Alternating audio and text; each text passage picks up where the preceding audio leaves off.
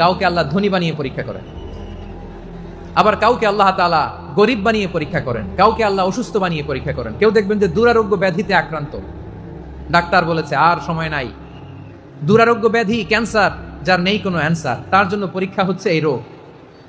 আরেক লোক দেখবেন তার আবার রোগ বালাই নাই, মাশাআল্লাহ, তাকে আল্লাহ তাআলা আর্থিক দৈন্যতা, দারিদ্রতা দিয়ে পরীক্ষা করছেন। এরকম আছে না নাই? টাকা পয়সা নাই, দিন আনে দিন খায়, যা আছে তাতে চলে না, এটা তার জন্য পরীক্ষা।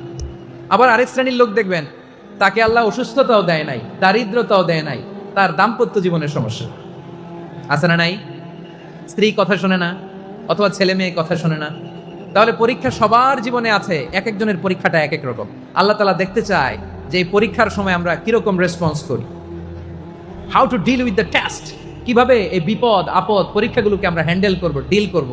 এটা হচ্ছে আজকের আলোচনার বিষয়। বুঝতে পেরেছেন সবাই আমার প্রিয় ভাইয়েরা? তাহলে পরীক্ষাময় আমাদের জীবন, বিপদ আপদ পরীক্ষা, এটা মানুষের পিছু ছাড়ে না। সবার জীবনে পরীক্ষা আছে, নবীদের জীবনেও পরীক্ষা ছিল। সাহাবারা জিজ্ঞেস করেছেন, ইয়া রাসূলুল্লাহ আইয়ুন নাসি আশাদ্দু বালাআন ফিদ দুনিয়া, এই দুনিয়ার বুকে কাদের পরীক্ষা সবচেয়ে বেশি? বিশ্বনবী বলেছেন আল আম্বিয়া, এই পৃথিবীতে